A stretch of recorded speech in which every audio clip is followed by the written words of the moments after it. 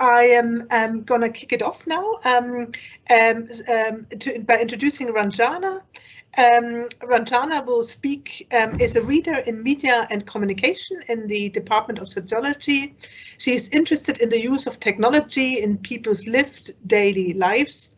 In particular, the contexts, practices, purposes, hopes, expectations, worries, and emotions around the use of technology, digital technology.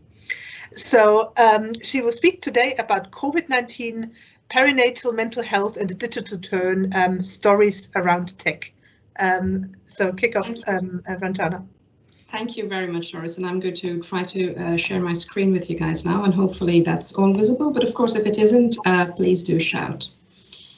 Okay, so I am now going to speak without my theme champion hat on. I'm going to speak as an academic, and my talk today looks at the pandemic, but particularly focuses on a very small project that I did during the first lockdown with pregnant women and new mothers when everything had suddenly closed down and there was this massive digital pivot. And I'm going to begin a little bit by talking about who I am and the kind of stuff that I do.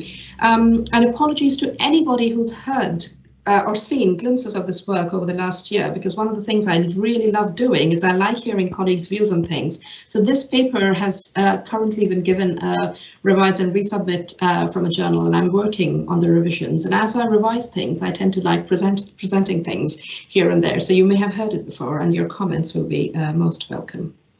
So the key word today is that word in purple, stories. So I'm going to really talk to you about this kind of stuff that I do, which involves going into people's homes virtually now, into the community, into libraries, schools, living rooms, and really listening to stories around technology, to people's hopes, anxieties, experiences of technology in their lived everyday lives. So I usually steer, quite clear from things like sort of huge amounts of hope or huge amounts of panic around technology, and I like paying attention to people's experiences and people's stories. Which brings me to who I am. So in front of you today is a qualitative social scientist, and who has varyingly called herself an audience researcher, a media and communications researcher, a user researcher, and who flits and floats between these various identities. But what's common is that as an academic within the field of media and communication studies, my interest is on the other side of the screen, on people who use technologies. I'm interested in technologies and relationships, technologies and families, currently technologies and parents and mental health. And in this context, the key pieces of work that I'll draw upon today are, of course, my new monograph with Routledge, Early Motherhood in Digital Societies. So I've been working with new mothers and digital technologies to a significant extent over the last 5 years, funded by various funding bodies. And in that context, my new project with COVID-19 kicked off last year in a very sort of a responsive way, at a point of time when I was on maternity leave myself with a very new baby. I'd given birth about a few weeks before the pandemic arrived, and I was in lockdown myself with the newborn. And I felt quite propelled to take on my fourth project with new mothers. So what I'm going to do today is I'm going to present the evidence, the research literature a little bit in a fairly jargon-free, hopefully non-academic way, distilling the key insights that I see around the field in terms of the role of technology in society. I'm going to talk about some key takeaways and findings from my COVID-19 project, and I'm going to talk a little bit about agendas in terms of sort of embedding technology in sort of a post-pandemic world for better supporting new parents in the UK today. So there's a too long didn't read version of the literature, and the evidence really does say that technology isn't a silver bullet. And that's what I have concluded through my 4 projects on technology and mental health, particularly focusing on new parents. And that's what the field seems to be saying, that there isn't a silver bullet, and technology isn't a silver bullet, because there are digital divides. And very often we are very, very prompted to think, hey, there are divides in terms of people who have access and people who don't have access, and that's the divide. And yes, that is the divide indeed in many cases. But it's not just, though, about digital divides. It's also about digital inequalities. So even if people do have access, there are interesting layers upon layers of inequalities even there, even within the same household, within the same family, new vulnerabilities, old vulnerabilities, cross-cutting vulnerabilities. So it's not just about digital divides. It's also, as the literature tells us, about digital inequalities.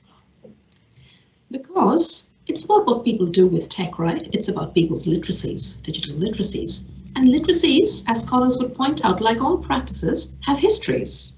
So it's not just about people's skills with pushing buttons, but about broader practices. What's going on inside a house around technology? What's going on inside a family around technology? What are the tussles around technology in a particular household? What are the histories people are bringing, the hopes and anxieties they're bringing to a new technology? How are people interacting with technologies in terms of their interfaces with professional services? These are all really complex things and more than skills. Literacies are more than skills. Because context matters. What might be a really sort of a go-to technology for one particular group of people or one community, and it might even be the in technology of the day, and the technology that everybody is really excited about, might not be the technology to pursue for another group of people or another community. People's needs are different. People communicate differently based on their contexts. So contexts really do continue to matter. And despite the world being quite so connected, and despite the pandemic enabling us to attend conferences in different countries, one after another, in a way that we've never perhaps done before, the local still matters. And the evidence does tell us from the literature that local connections really do matter. And all of these things are going to come back when I present my own findings. But local connections continue to matter in very significant ways. So it's not just a case of sort of online versus offline, but rather the ways in which local offline community connections might be helped and boosted or hindered by the use of technologies. So this leads us to then say, the too long didn't read version, remember where I said technology wasn't a silver bullet, that techno-solutionism is possibly a bad idea.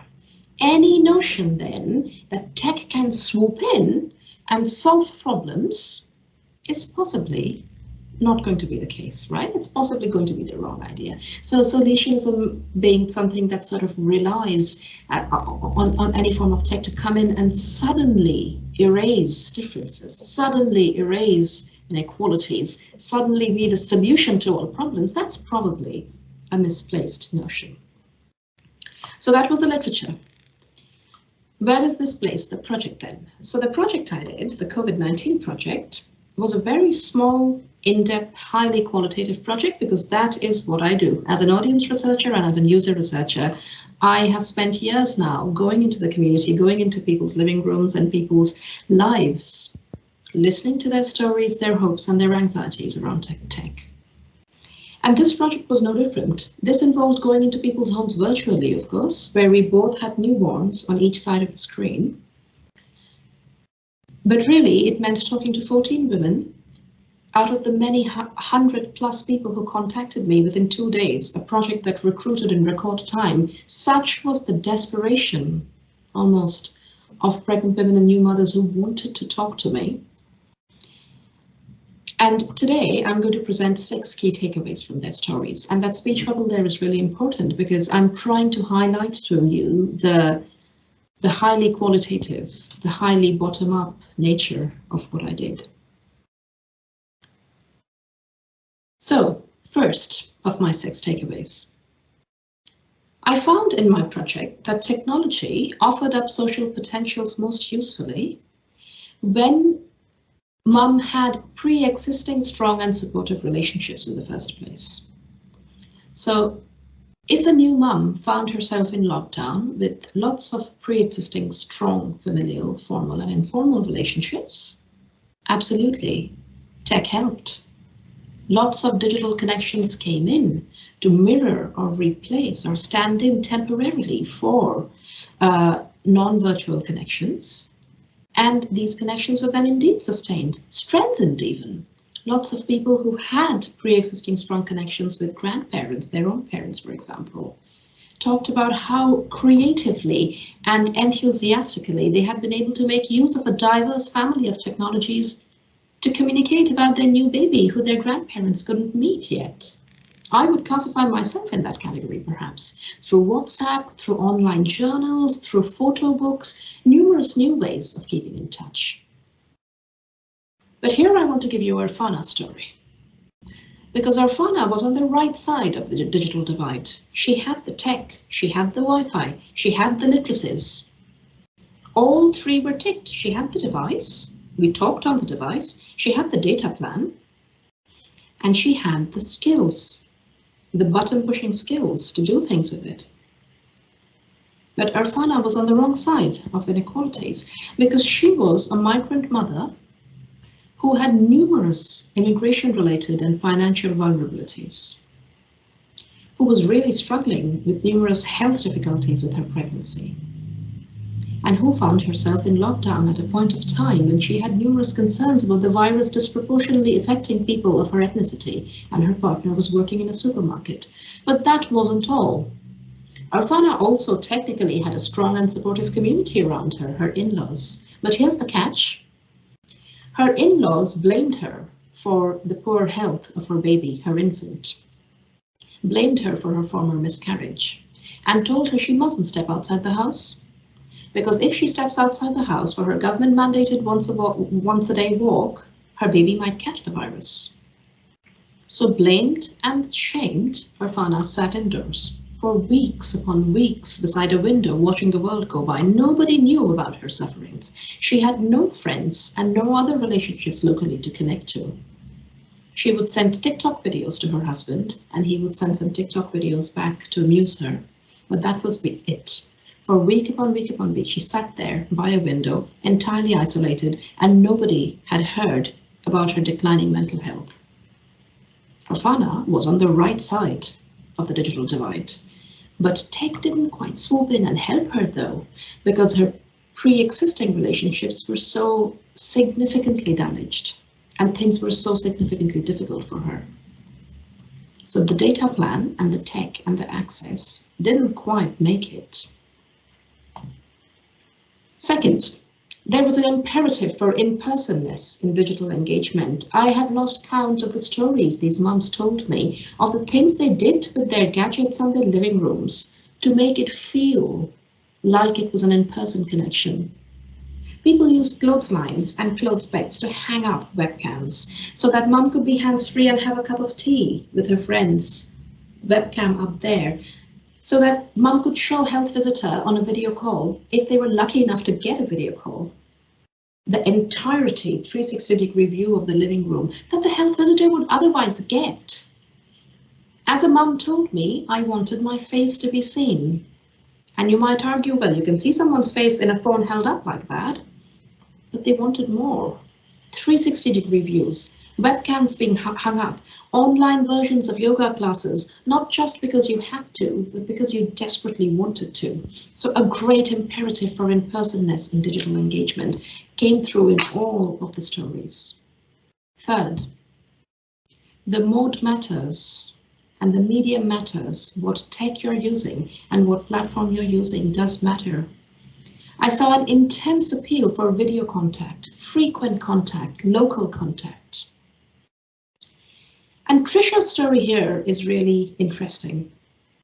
And Trisha tells me it's the little things, you know, like health visits for the baby, not having those, or having those by phone. They're not even done by video chat, and I can't even show her. They can't even see that she's healthy. And it was Trisha who gave me my most compelling quote from this project when she said, I just want someone to see my face. A phone call or an audio call isn't quite enough. But when I say mode matters and medium matters, though, I'd like to be really clear that what I'm saying is not that video matters more than audio. Not at all. What I'm saying is that context matters. For Trisha, Video mattered more than audio, absolutely. But in a previous project I had seen, where many women were reliant on their husbands for topping up their calling cards and who didn't have the data plans for video calls and the data plans for sort of intense downloading of video data to and fro, for them, voice calls really mattered. Text messaging mattered. WhatsApp mattered because that was the top way in which messages could be exchanged. So the point I'm trying to get at is not whether video matters more than audio or audio matters more than text. That's hardly the conversation to have. The conversation to have really is about context then. What's not on the screen, what's around the screen, that determines what mode and what medium might be most effective and most beneficial for somebody. Next, this is unsurprising given the unevenness of provision across the country, but there was a very large variation locally and regionally in terms of the frequency and quality and nature of professional support that people received, and many people really felt forgotten. And this can't really be blamed on individual healthcare practitioners at all, because their caseloads have been higher and higher as funding cuts have happened over the years. So the system wasn't quite ready for it. And then many were redeployed away from the community and away towards COVID support. And as a consequence, an already struggling system was made to struggle even more, and many, many moms felt very forgotten. Fifth, my project reminded me to really ask about what's not on the screen. And this is a really key question, because when the world has become a rectangular box, we are fixated on what is on the screen, but what's not on the screen. If a mum was accessing professional support, mind you, most people weren't because they hadn't got to that point and they had fallen through the net. It's a different appointment when you have it in a midwife's office or in a health visitor's clinic or at a counsellor's office than when you have it at home, when your partner is in the next room being able to hear you, or your child is at home in lockdown because of the school closures climbing the walls. Privacy for accessing support, privacy for being able to talk openly with someone, even if it's your best friend, even if it's your midwife or your health visitor.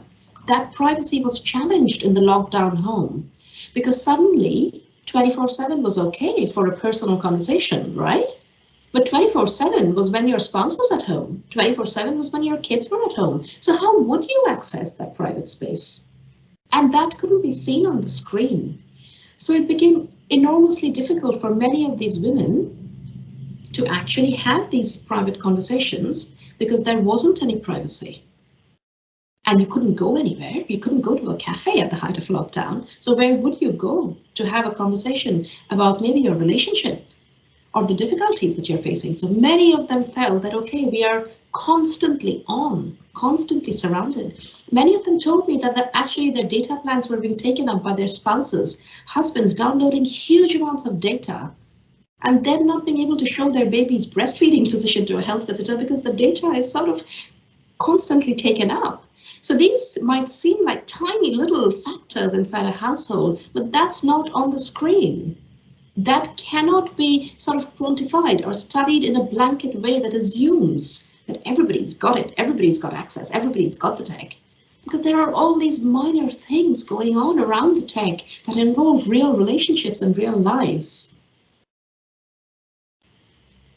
Next, the project really highlighted to me that digital and remote professional support did have its boundaries.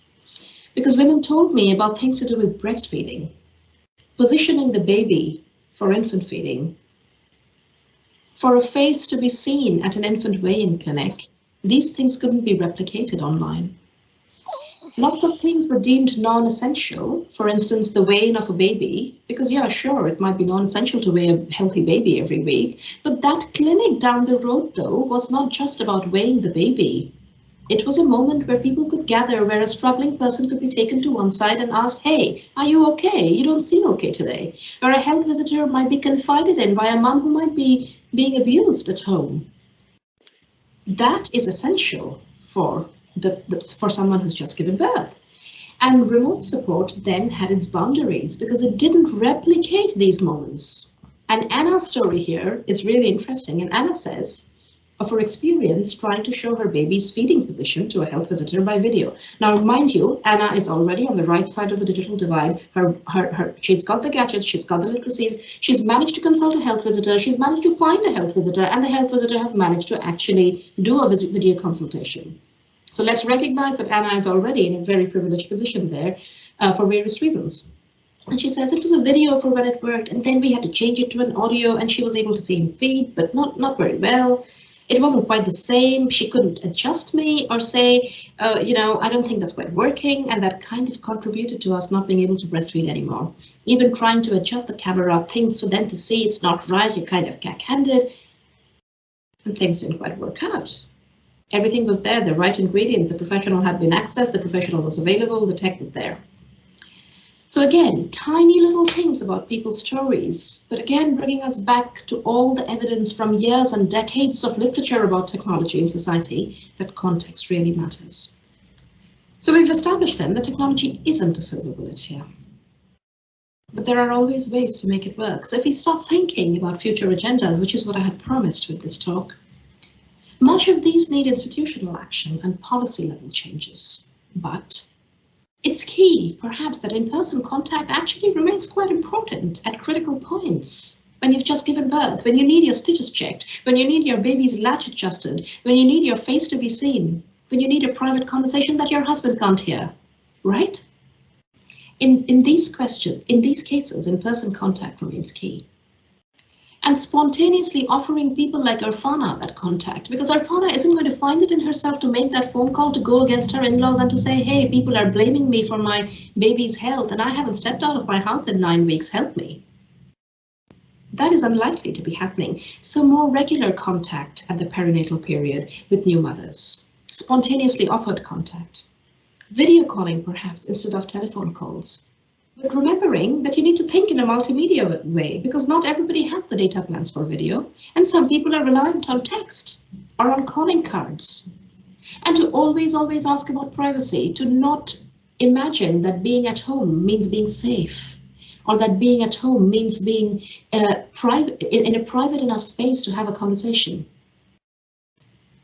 And to remember that it's not just about digital divides, but it's also about digital inequalities, and to always keep asking these questions, and to always offer maybe more than one mode of support if you're a professional trying to incorporate the digital into practice, and to join up with local provisions. Lots of moms tell me that they haven't bothered joining up on massive, large global forums simply because they want to come out of the pandemic and go in and have a coffee with whoever they've made friends with on an app during the pandemic. The local does matter.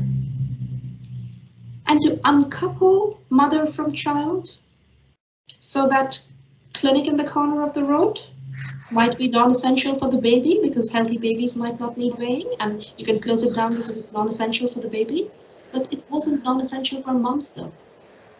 So to uncouple and ungroup mother from fetus, mother from infant a little bit, to be able to see mom's needs, to be able to see the needs of women in that position, and to make enhanced attempts to follow up with vulnerable women back to Irfana, those who are socially isolated, those who are feeling surrounded but surveilled, those who might have loads of people around them but who might be alone, those with existing mental health needs, those with existing vulnerabilities. So that was my sort of a more complex and nuanced comment on technology as a technology researcher, to steer the conversation away from sort of a lot of hope and a lot of expectations of technology, and to really take us into stories around technology, and to look at context and to keep looking at context so that we can make technology and perform good roles and useful roles in society. Thank you. Good. Thank you very much, Ranjana. That was a very interesting presentation. Just to tell everybody, you can of course post questions now through chat. We will first run through the other two presentations. We'll then have a Q&A after all presentations are over. But you can post questions now, and I will then sort of moderate the discussion later. So we will now first go to our second speaker, which is Carolyn Scarles. Caroline is a professor of technology in society in the School of Hospitality and Tourism Management, with research interest in the visual and multi-sensuality within society, social and cultural sustainability, and how these are brought together through technology for social good.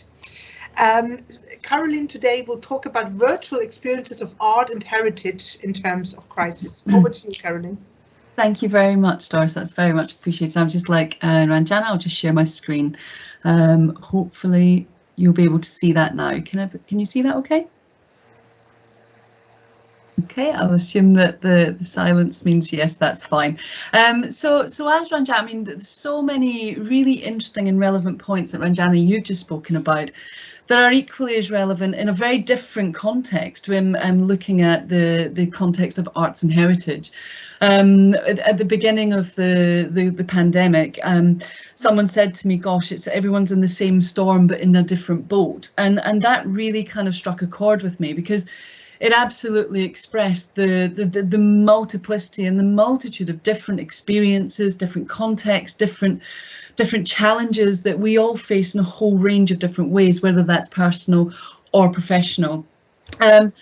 And again, just as Ranjana started, a little bit about myself. So I've been researching in the area of augmented reality and arts and heritage for several years now, and really looking at the ways in which technology, as I'm going to say it again, as Ranjana just said, it's not necessarily a one size fits all. It's not necessarily a kind of an immediate solution, but rather it's about understanding appropriate uses of technology. And I've done that within the context of arts and heritage. I've also done that within the context of how, for example, we can bring immersive experiences of recreation, whether that's in kind of beach environments or woodlands, and how we can bring those into care homes, for example, and the opportunities that these afford for social connectedness.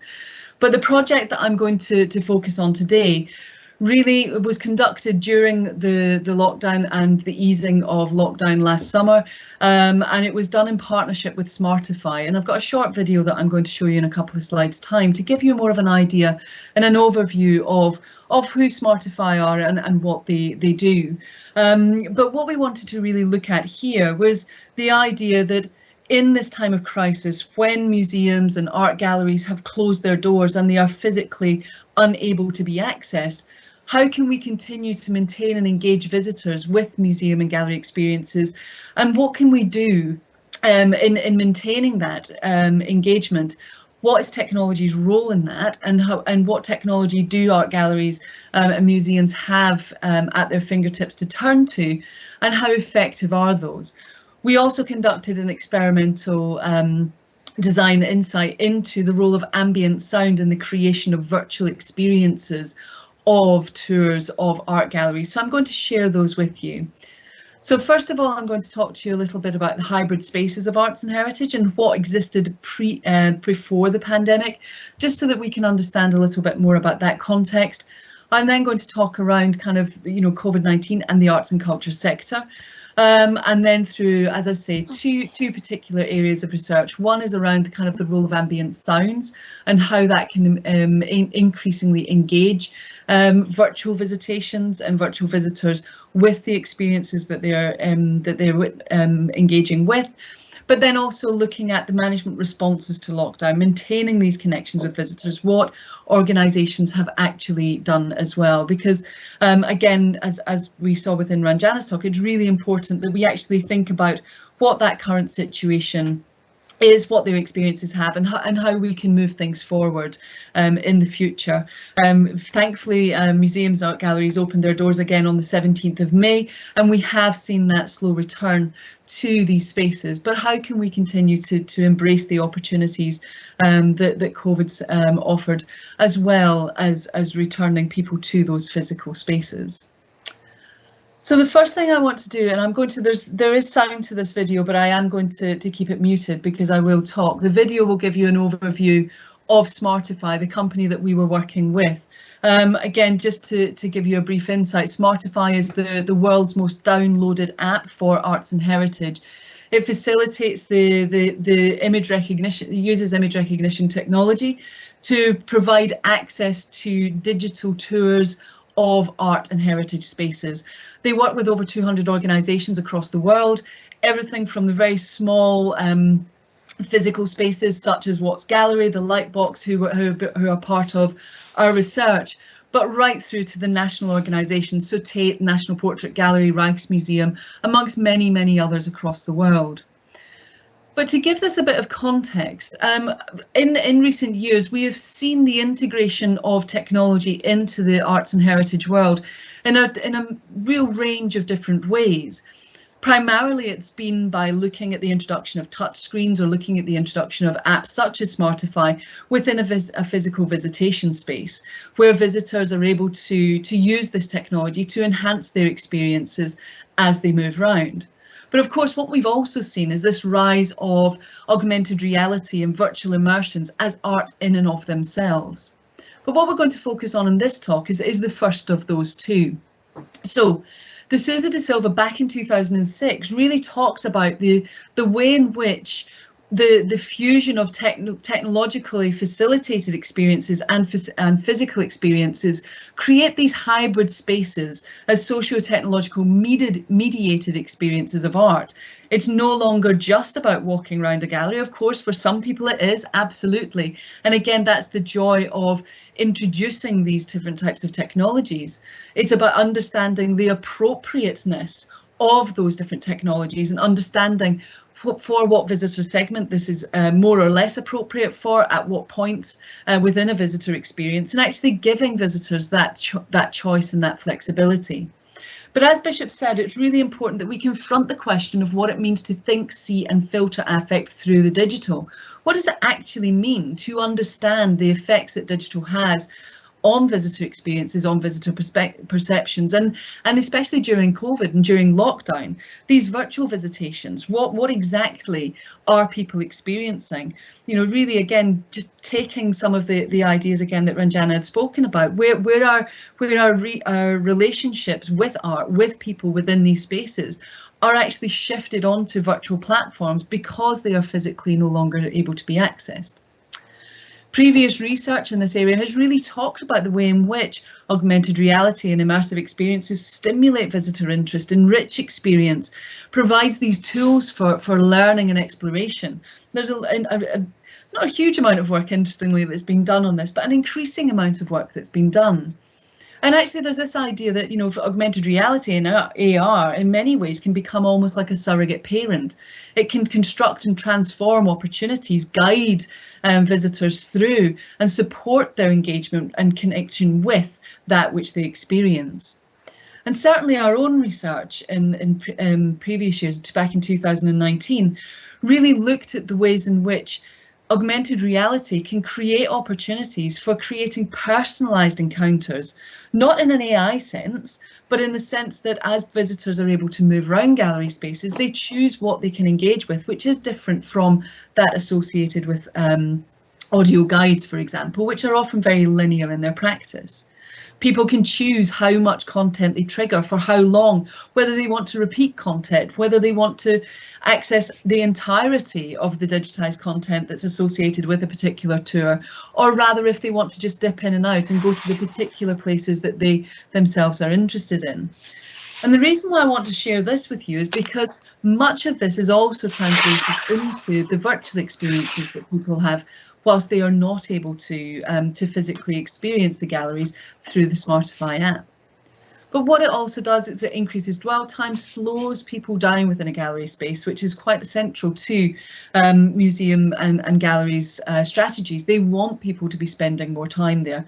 Again, looking at ways in which we can improve accessibility, not only in an EDI context, and indeed I believe one of my PhD students, Vanessa, is on the call at the moment. We're doing some really exciting work there around actually hearing impairments in AR and the challenges that people face there, but actually how that increases accessibility by challenging and confronting institutionalized norms.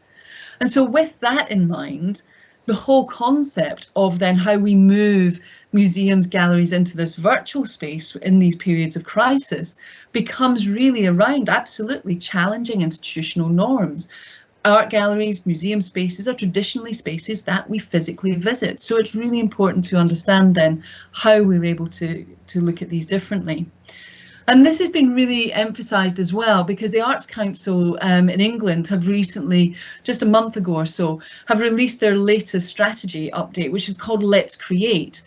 And as a result of the last year, we're seeing far greater focus and attention into the importance of creating partnerships with technology sectors and wider creative industries.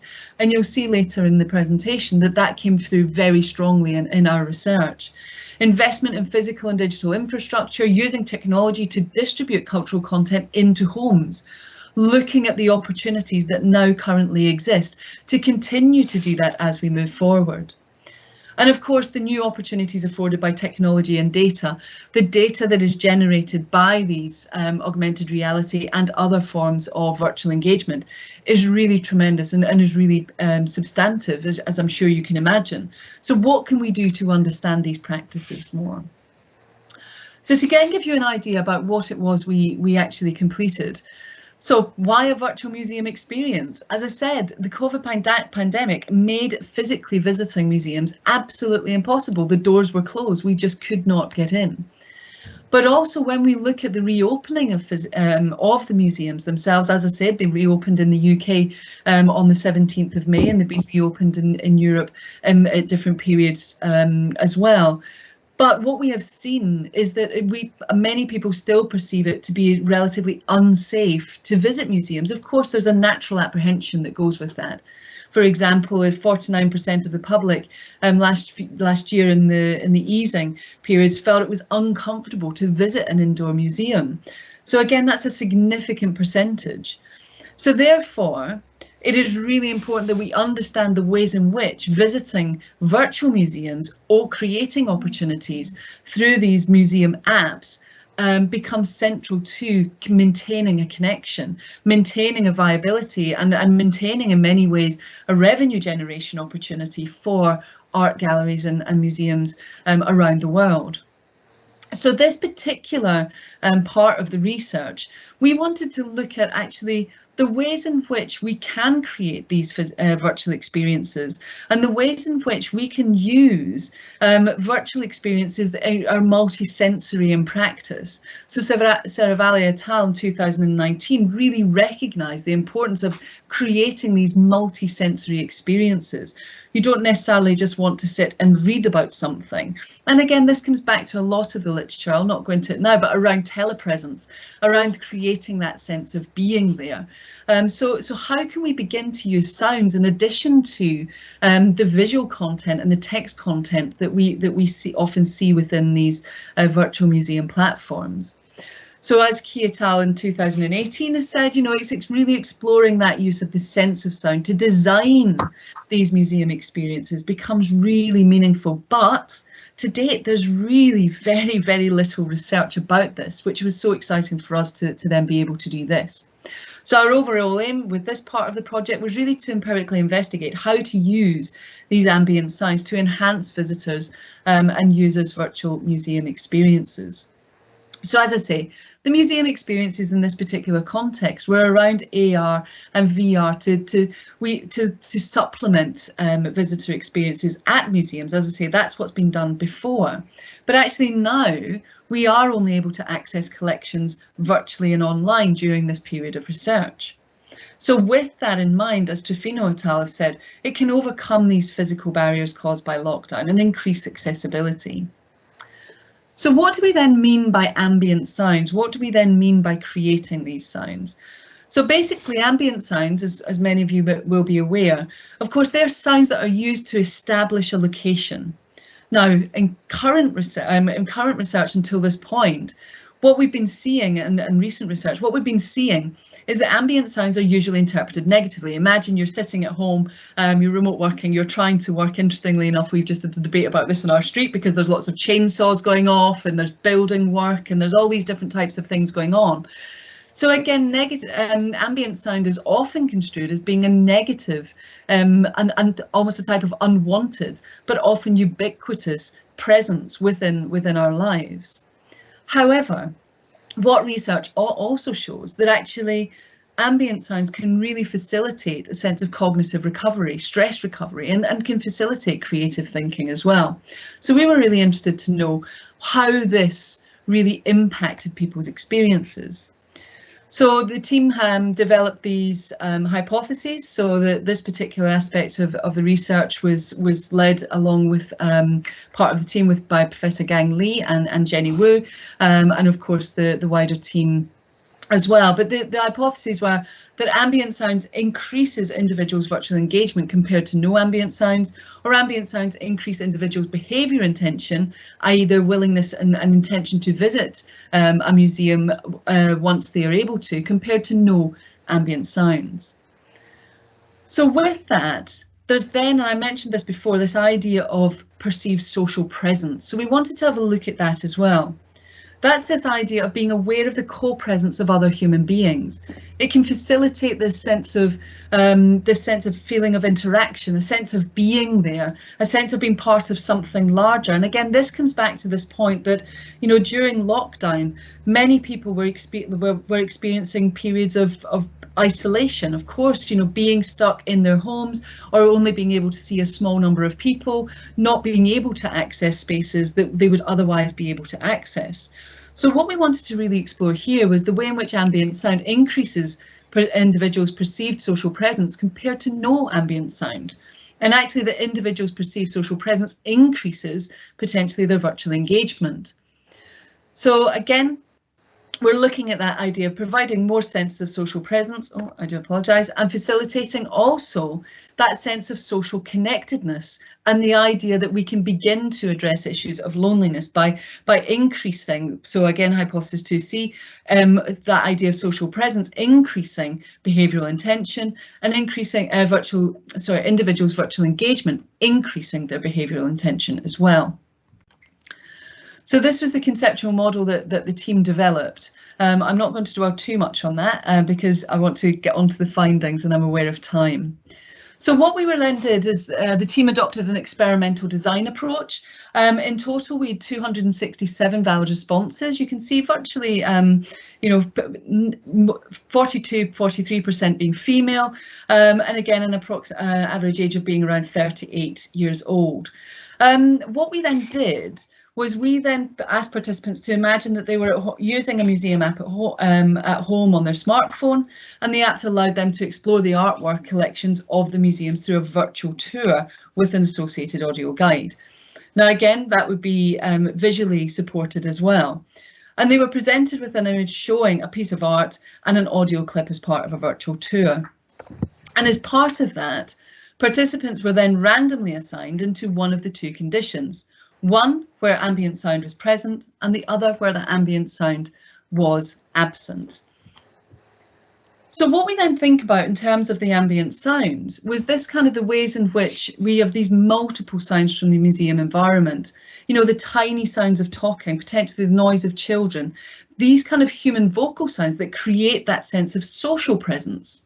But of course, it's really important as well to remember that it's not just about social presence, but it's about creating that concept of space, the idea of what a gallery feels like or a museum feels like. So it could be the general noise about people walking around and footsteps, or the echoes of the tour guide, for example. So we included these within the experiment. Now, really interestingly, what we found was, contrary to research that really showed these kind of general unwanted noises, and again, looking at the ways in which we can begin to confront institutional norms of gallery spaces, which are often spaces where people are encouraged to make less noise rather than more noise, where, you know, again, the idea that, you know, footsteps are what you hear. But the idea here was that ambient sounds really did lead to greater virtual engagement.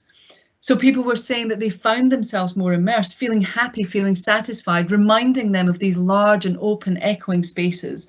You know, the sense that they would be able to be transported into these different time periods.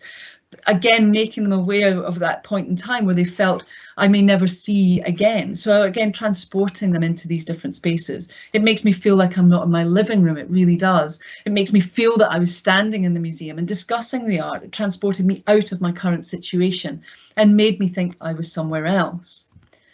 So with that, what we were then able to see was actually with the human vocal sounds and the background context ambient sounds, increase that level of social presence and virtual engagement, and actually then had a positive effect on behavioural intentions, people's intentions to go and visit museums and galleries once they were able to.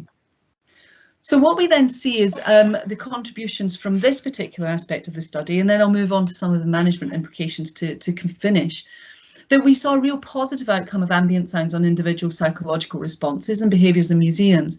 And actually what this is, as far as we are aware, is one of the first studies to contribute this knowledge from both the perspective of the virtual experience and what it means to virtually experience an art and heritage space, but also looking at mental well-being, loneliness and social needs within that as well, particularly during a period of lockdown. But what does this then mean for the management of these spaces themselves? The other part of the research that we did conduct really looked into qualitative research, in-depth interviews, talking with museums across the UK about their experiences of, it was a small sample, but their experiences of adapting from primarily physical spaces into virtual spaces. And actually what we saw there was that whilst organisations who adopted augmented reality such as Smartify were able to increase and significantly increase their virtual visitor engagements, we're able to, through opportunities to connect to online stores, we're able to increase revenue generation through that platform. Those who did not have that type of access found themselves relying on, and it comes back to the point, Ranjana, you were making around, you know, access to technology, digital literacies, etc., digital abilities, found themselves relying on well-rehearsed social media platforms that have got limited ways of engaging with virtual visitors. So they were basically taking existing content and putting that onto Instagram, onto Facebook, onto those two primary platforms. And actually what we've then seen as a result of that is a recognition through augmented reality apps such as Smartify to create digital first content, create content for the virtual visitation experience, because it is so different to that which is experienced firsthand. Connecting back to the current Arts Council strategy, this really became important. The connections, the creation of connections, the creation of partnerships, the recognition that sometimes the knowledge, the expertise of arts and heritage organisations, often it is not there to expand into investing into technical solutions in-house. And of course, often we don't see bespoke solutions other than in larger gallery spaces or connected to specific projects. So creating these connections and partnerships with tech companies and organisations becomes absolutely crucial. We also saw that the opportunity arises for increasing this accessibility. So building again on the research that we're currently we recently completed, was around EDI, but also around these challenging of the institutional norms. We are now undertaking the next phase of this research, which is, and we had the first of our research workshops this week, we've got more tomorrow and Friday, but really working with museums and organisations across the world. We're working with about 80 different organisations now, to explore the ways in which the importance of storytelling comes through, the way in which the flexibility of these digital platforms creates alternative voices within these institutions. Maybe it's the volunteers who create the stories, maybe it's the local communities, maybe it's so for example, Watts Gallery just up the road where we conducted our research. Maybe it's working with the community groups, the partners that they have, and hearing their voices about how art supports them. But it's also about looking forward in terms of how can we continue to build and create opportunities for virtual engagement and not just simply refer back to the absolute prioritisation of the physicality of a visitor experience.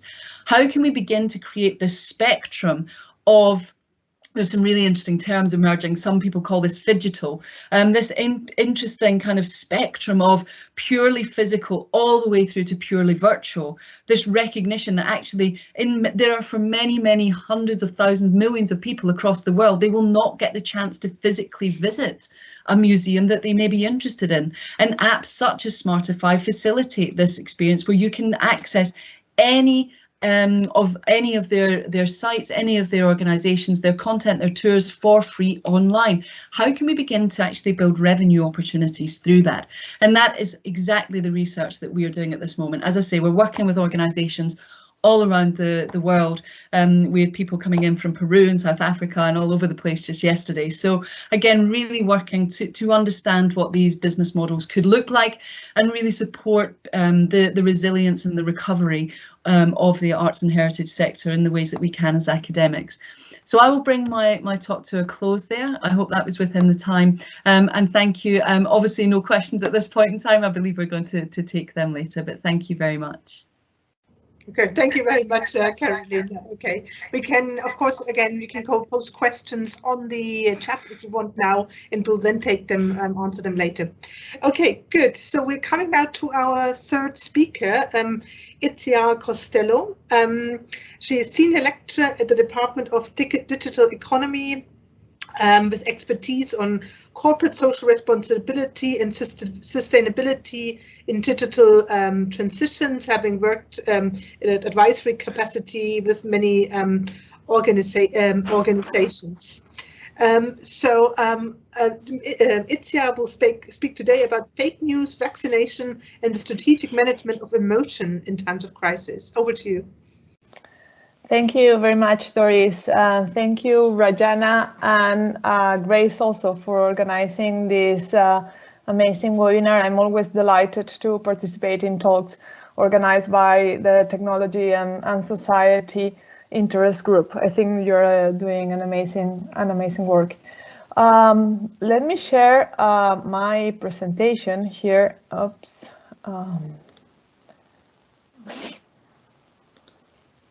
So I hope you can see it now.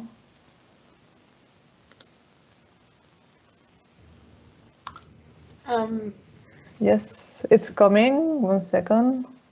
Can you see it? 1 second. No? Not yes, yet? We can see it. Okay. You can see it now. I'm just putting it on presentation mode. Yes, it's okay. Okay. Okay, fantastic. And I'm just going to do this so it's more flexible. Okay, so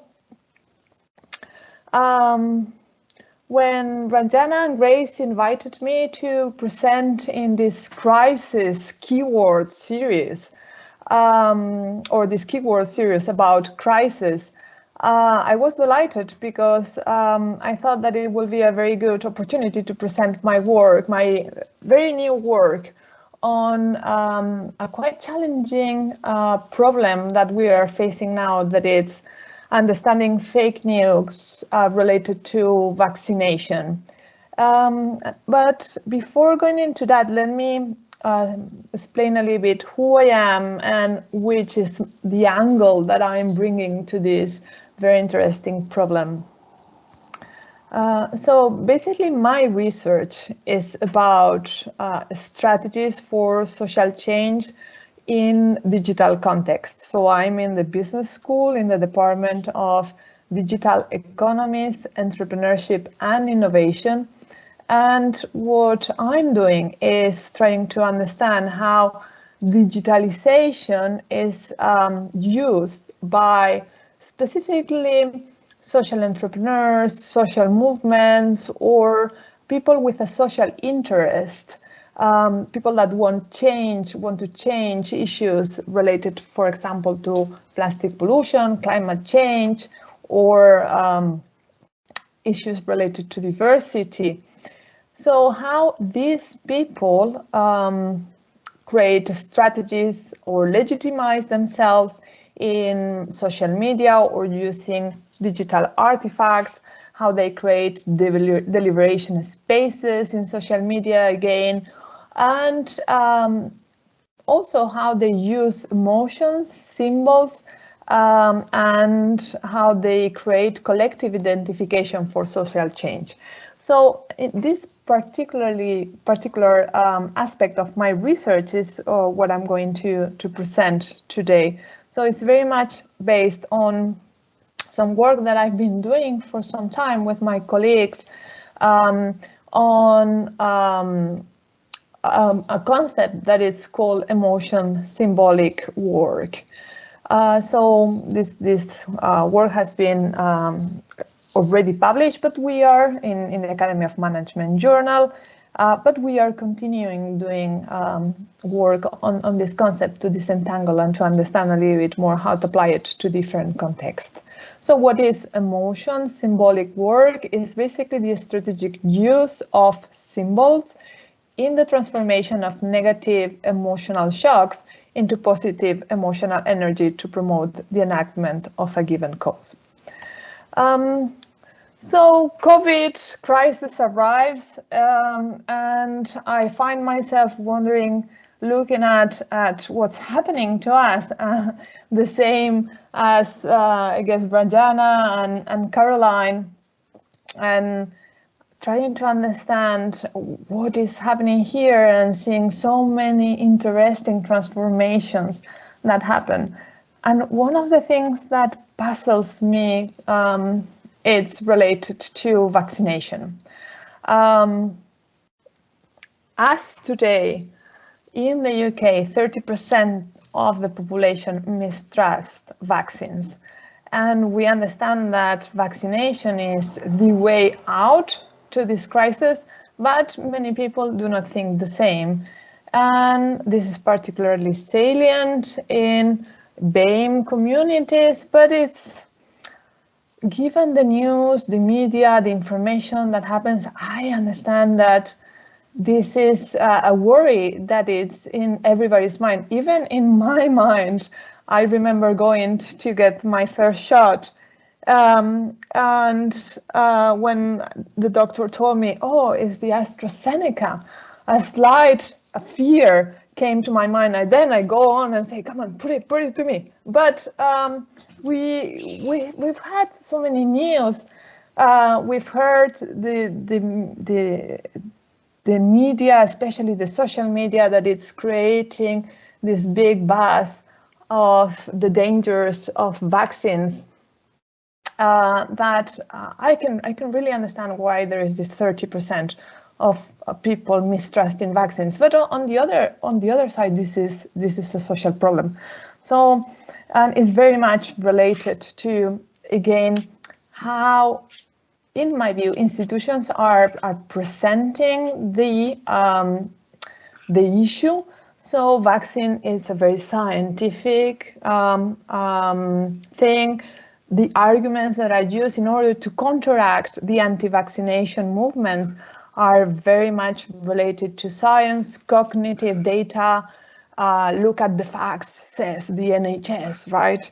Here, safety, quality, efficacy. These are some of the words that the NHS is using all the time. But when you read what the anti-vaxxers say about vaccines, the people that are against vaccines, it's all about emotions, fear, horrible things that can happen to you, right?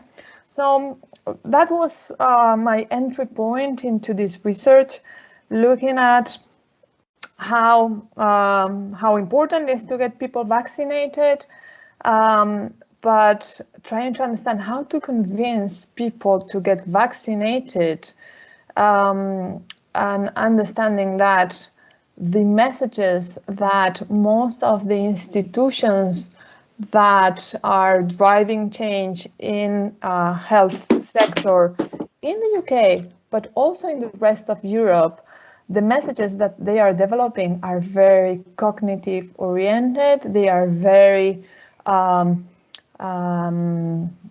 very pragmatic, very much oriented to the importance of understanding facts and science, and that this is really not working so well. So my research really looks at, okay, how to convince people and what strategies are used by institutional entrepreneurs to overcome fake news? Because I understand that most of, well, I understand now research says that the anti-vaxxers movement is very much relying on the creation of fake news, and fake news is, of course, one of the big challenges that we are seeing in the internet nowadays. So, how did I approach this question? I found a case. My colleagues and myself, we found this fascinating case.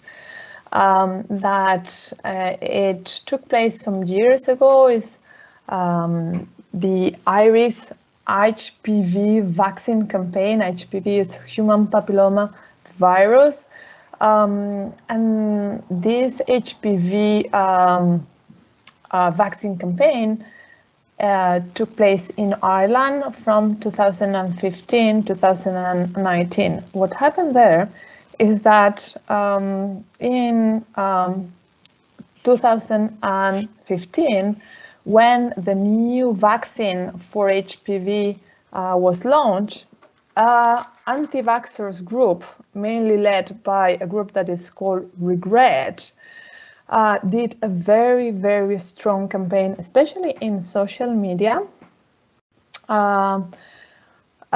using images of girls. The HPV vaccine is very much for teenagers, girls, right? So basically, this is the target group. So this Regret group launched an amazing campaign, a very important campaign in social media, using these images, as you can see in my slides to the left, about these girls that were in pain, suffering, arguing that was because of the HPV vaccine. This Regret campaign had a very important impact on the vaccination rate in Ireland, and it took 40% down the levels of vaccination from 2015 to 2017. What we also observed is that there was another group led by a woman that was called Laura Brennan, that counter-work this anti-vaxxers group, the group led by Regret, and managed with her social media campaign as well to take the levels of vaccination back to what they were before in 2015, that were around 90%. So we were amazed by the effectiveness of Laura Brennan campaign. She's leading the group, but she had family, friends, doctors helping her, right? So I'm going to refer to her, but it's her group in a way. So we were amazed how she was developing this counter anti-vaxxers campaign, and we decided to study it in detail to understand, okay, how she did it, why was she successful, and trying to learn something for the current crisis, and to understand if we could learn something for the current COVID vaccination process and the messages and the social media campaigns that the health institutions are developing now. Okay, so what we did, I'm also a qualitative researcher, although I'm using, when I'm studying social media, because of the amount of data, I often use also artificial intelligence techniques in order to help my qualitative research. But in this case, we decided with my co-authors to go very qualitative, to immerse in the data and to spend hours and hours watching videos from the anti-vaxxers, but also from Laura Brennan, reading more than 2,000 posts on Facebook, Twitter, Instagram. We took a holistic, case-oriented strategy in the data collection. That means that everything that was said, we've read it, and from every single medium, because we believe our experiences in social media are often recreated by different platforms, but also mixed with press articles, by conversations, by reports. So we took this holistic, case-oriented perspective, but very qualitative in a way, right? So after spending 5 months, quite hard 5 months, I have to say, because watching these videos, it was hard. I remember having to create this rule with my co-author, Marie, saying, okay, so we don't watch more than 2 because they are very distressful in the sense, and you will see how. I choose not to put any, not to distress anybody, but you can understand that these people use very, very emotional images and messages in order to create fear for the vaccines, right? So this is their main strategies in a way. So what we did is we analyzed all this data, and we came with this model. I'm just going to explain the model in a quite theoretical way, but then I will tell you with the data, and I choose to do this more case-oriented presentation, and then I'll bring back the data and our contributions to the theory later on. Because I understand that this is a multi and transdisciplinary audience. So basically what we are seeing is, and remember that, so I'm interested in what Laura did in order to counteract this anti-vaxxers movement led by this association that is called Regret. So how Laura defeat Regret, the anti-vaxxers. What were their strategies, or her strategies, her team strategies? So this is my model. So what she started to do is what we call, she started with the mirroring strategies. Basically, mirroring strategies is about recreating empathy through negative emotions in order to first create identification with the girls that are on the other side already, the girls and the mothers and families of the girls, right? Because this is very much, this is the target audience. So create identification through negative empathy. Laura, she was affected by HPV. And unfortunately, she died 3 years or 4 years, 3 years after the campaign started. But her group continued the campaign. So they were using her experience in order to explain what was happening and to convince the anti-vaxxers that they should get vaccinated, basically. So basically, what Laura did is first create these mirroring strategies. We call them mirroring strategies because they are very similar to what the Regret group was doing. So first, create identification through negative empathy. So Laura is saying, I'm in pain too, like you are. Remember that the anti-vaxxers are showing these images of girls in pain. Then she was showing proofs of belonging, right? Then she was calling attention through the moral shock, showing extreme pictures of death, right? And creating symbolic violence against the others, right? All this that we call mirroring strategies, and I'm going to spend some details with data because I think this is much more illustrative, help Laura to create these negative emotions of empathy that then, and that was what it was interesting, she was able to transform into positive energy and emotional regulation with distancing strategies. The distancing strategies consisted on reverse identification, I'm not a victim anymore, and then get and transfer legitimacy to the community, to the scientific community. I support science, science supports me, and then create these enactment strategies in order to empower people, create hope first, saying, well, this can be cured, you can go to the positive side, and empowering the group to act and to go and get vaccinated. So this is our holistic model, in fact. Let me show you how this works with data that I think is much more illustrative. Okay, so I start with the mirroring strategies. Remember that, and we illustrate this very much through conversations with what the anti-vaxxer campaign, the Regret Group, is doing. But basically, the first thing that Laura is doing is create this empathic connection, identification with the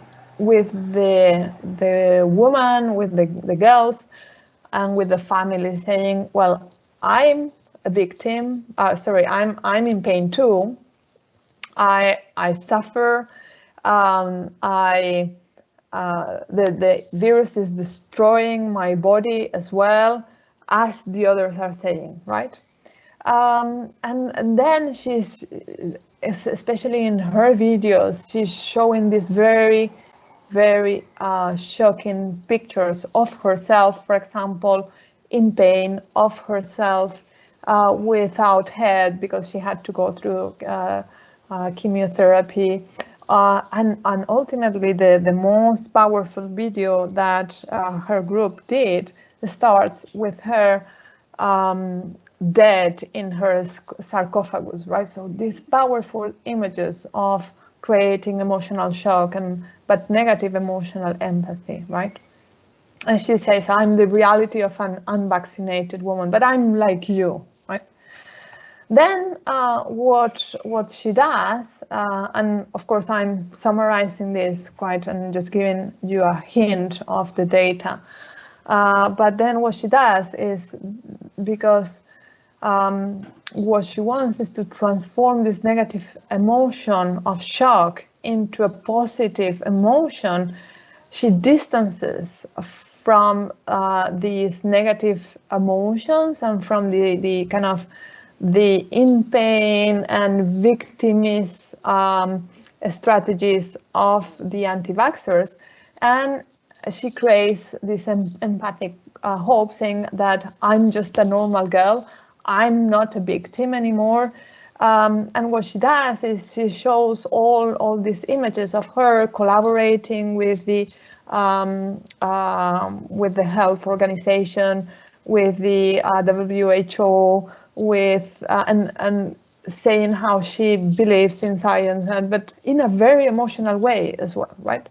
So gaining legitimacy through the engagement with science, but also transferring legitimacy to the health institutions in Ireland by her participating with them in their campaigns, etc. So basically, this mirroring strategies, distancing strategies later on that transform the negative emotion into positive, into the creation of hope, right? Help her to then create a call for action that she was very much inputting in her post in Facebook, in Twitter, etc., to encourage people to get vaccinated and to tell the rest of the people the message of the importance of getting vaccinated. I'm not going to go more through the data because of the constraints of time, but I just wanted to kind of show some of the implications for theory, but also implications for practice. Basically, the first one is that we contribute to the understand of this emotional manipulation by organized groups to coerce conformity and disrupt institutions, right?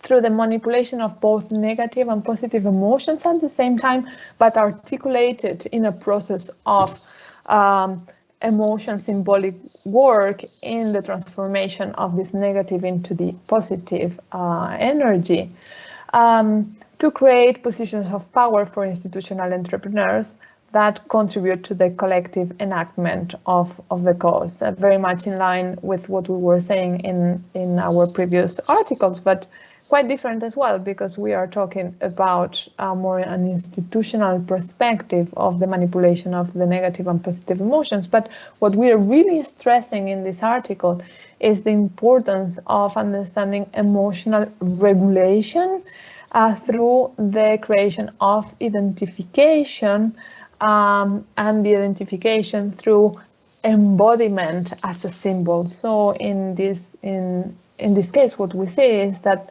Laura herself is the symbol, and she uses her body in order to recreate the symbol of what is happening. So this is the first contribution to more the institutional disruption through emotions. The second part of the literature that we are contributing to is the understanding of fake news, and fake news is a literature that is very much specifically the strategic manipulation of fake news and the use of emotions in fake news.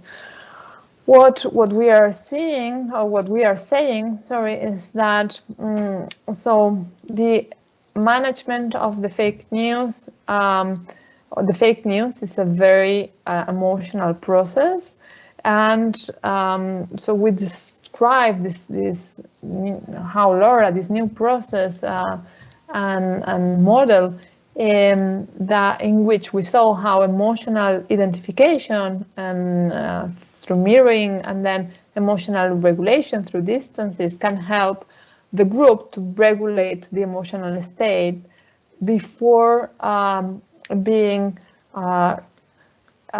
re-establishing these cognitive understandings of the truth, right? Which is what the literature of fake news is saying. Fake news is saying basically, in order to fake news, you have to provide the data and provide more cognitive elements in order for people to understand. And we are saying no. First, you have to regulate the emotional states of the people, and you do that by working with identification, basically. And basically, what at the end, the implications for practice, what we are saying is that it is very important for national health institutions, NHS and others in Europe, that to understand that the discourse of rationality alone is not enough, is not being so effective, and that we need to understand that emotions, that what emotions in fake news evoke and how to overcome them. And again, we need to put in place mechanisms for emotional collective regulation. That means emotional strategies aiming to recovering empathy, compensating with distancing strategies, of course, of the fake news in which negative emotional energy is transformed into positive energy. And where the scientific message can be heard, what we are saying is that if you don't regulate your emotions first, the scientific message is not going to be heard, because you cannot do it as a collective or as a person. Basically, this is my presentation. Thank you very much, and looking forward to your questions.